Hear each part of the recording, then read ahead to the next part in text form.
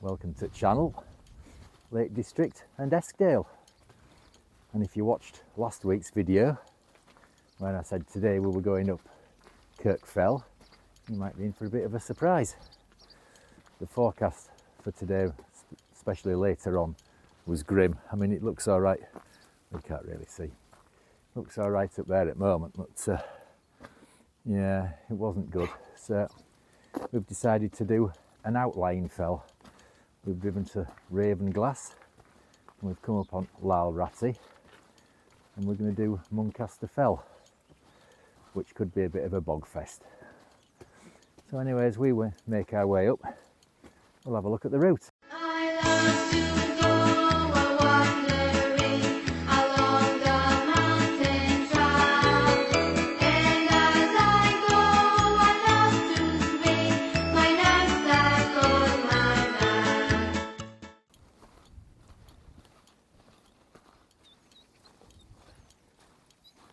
So we've left the bridle way and now we start to climb up onto the fell. It's a nice morning at the moment. That's looking back to Hooker Fell.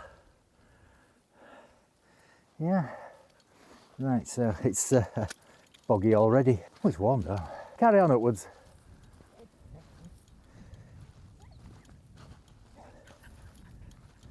Well, that was irritating. I wasn't paying attention, just following that track which ended up taking us by that wall. We went over this mound behind us here. We weren't even bothered. This was a track that we should have been on here, which sort of skirts around the bottom of it. But we've still got to drop right down to go back up again. Nobody else around, got nice views. I think that's looking over to Muncaster Fells behind us. Yeah, I think so. I think that the pointy one in the middle, I think that'll be Eskdale Crag. Yeah, right. Onwards we plod.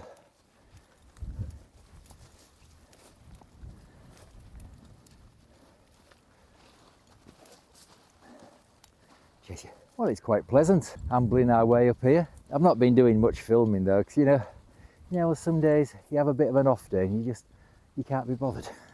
I feel a bit like that today. Well, that's a great view looking back behind us, isn't it? And where we would have been today is all in the clag, and that back there to pinch a saying from somebody else's channel that I'm sure most of you watch.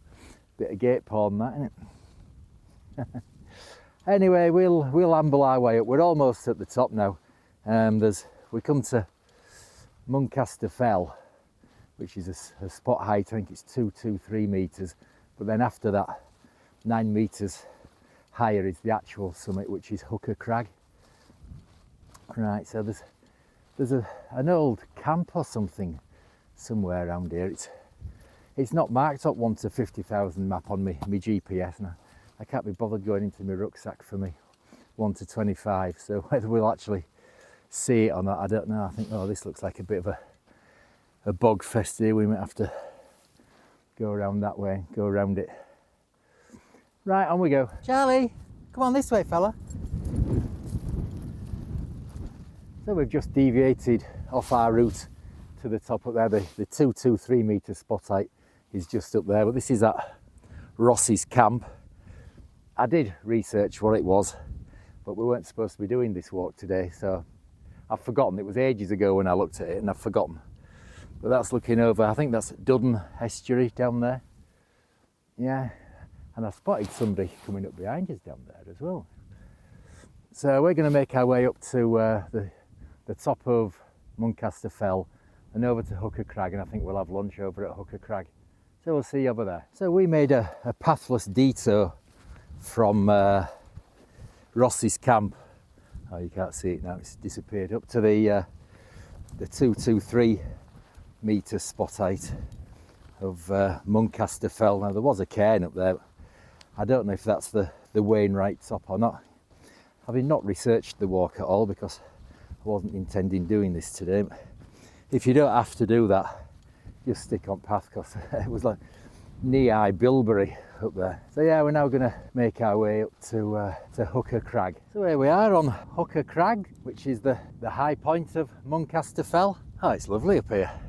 that little stretch there just before the final climb up here, that was worst bit for bogs so far, but nothing any worse than central fells, and the path kind of circumnavigates round worst of it. So yeah, up here all by ourselves, and that's a view over to, well, there's Scafell range in the clag over there, Hooker Fell, and is that Stickle Pike, or is it Core? It's not Core Fell, is it just Core? I think it's just called Core. That one that looks like Hooker Fell, but it's further around here. It's I think it's a Burkitt and an Outlying Fell, or one or other. And then this is that's looking over to Coniston Range over there. I think this is Grey Friar here, and I'm not entirely sure. You know me and naming hills. Right, so we're going to drop down here to near these trees down here and have our lunch.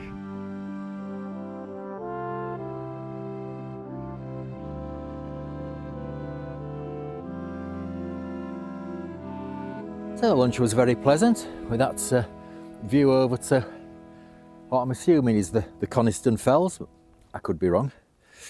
And now we've just got a little bit of down before we get up onto Chapel Hill, I think it's called, and then hopefully it's all downhill from there back to Ravenglass.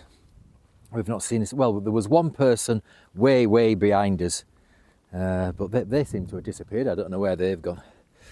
So yeah, since we got off the train, that's the only person we've seen. So it's been nice and quiet, and hopefully we won't see. Well, we might see some people when we get down to Muncaster Castle, but we avoid the grounds of there. Yeah, been good as an alternative, an unexpected Outlying Fell ticked off. Right, on we go.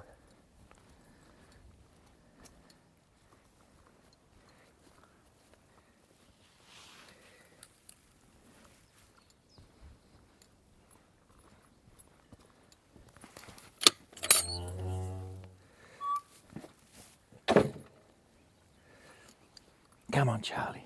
So we're on a track through some woods now. It's very pleasant. It's coming a bit chilly now, actually. It's clouded over, and I think we make our way down here to Muncaster Tarn. I'm not sure if we get a view of it from this track or not. And little Charlie, he's not happy. He didn't settle on train on the way out, and he keeps hearing it whistle, and that's upsetting him. He's scared of his own shadow, this poor lad. So now we'll continue ambling our way down here. Very pleasant. So here we are at Muncaster Tarn. It's nice here. Don't know what estate this belongs to. There's a few signs up saying private, no fishing. Yeah, it's very pleasant there. Still nobody around.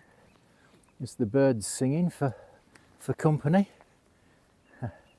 Of course it's water, so Charlie wants to be in it, doesn't he?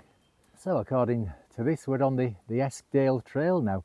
A chap down in the station at Hurton Road when we set off, he said, "Are you following the Eskdale Trail?" I said, "No, we're off over Muncaster Fell." He said, "Oh, good luck." So yeah, never heard of Eskdale Trail.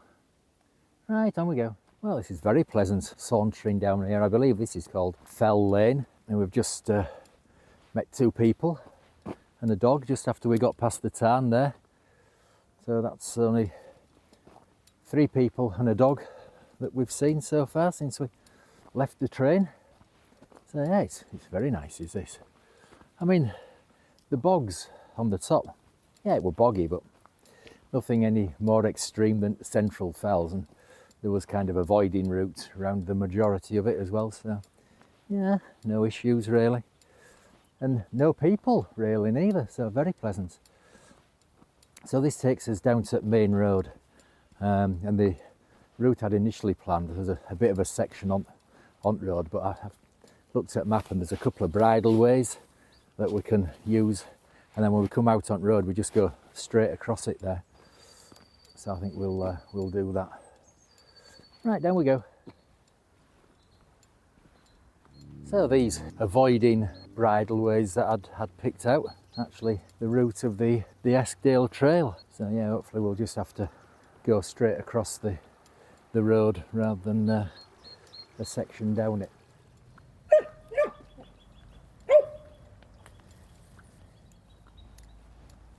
This way, Charlie.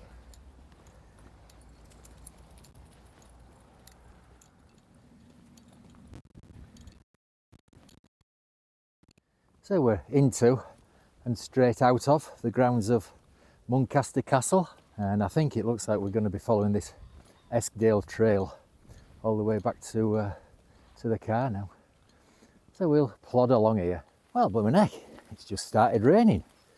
I was hoping not to have to put stuff away until we get to, there's some Roman artifacts down. Well, it's called the Bath House. I was hoping to show you that before I signed off. Hopefully, there don't look to be much in the sky anyway, so hopefully it won't last. So we'll see if we can get to this Roman Bath House. So here we are at the Roman Bath House. I wanted to show you this bit of history, and we've only about half a mile to go now, so I'm going to sign off. It's been good, to be honest. This last stretch, since we got onto Eskdale Way, it's been a bit of a slog, to be honest, but it's been quiet enough. The Bogfest, well, if you can cope with Central Fells, you can cope with that. It wasn't as bad as I was expecting it to be honest, and there was avoiding routes around most of it. So yeah, perfectly manageable. So yeah, I can recommend this actually. It's been good. Yeah. So before I go, I'll just tell you about my book that I've written. I'll leave a link to it in description. Hopefully by the time this goes out, Kindle, hardback and paperback should all be available on Amazon. It's just a memoir. It's not a guidebook. It's a memoir about how I got into walking from childhood and how I discovered lists and things like that. So yeah, why not have a look at that? So I'll leave a link in description to it on Amazon. So now I hope you've enjoyed our walk today, and if you have, we'll hopefully see you on another one. Ta-ra!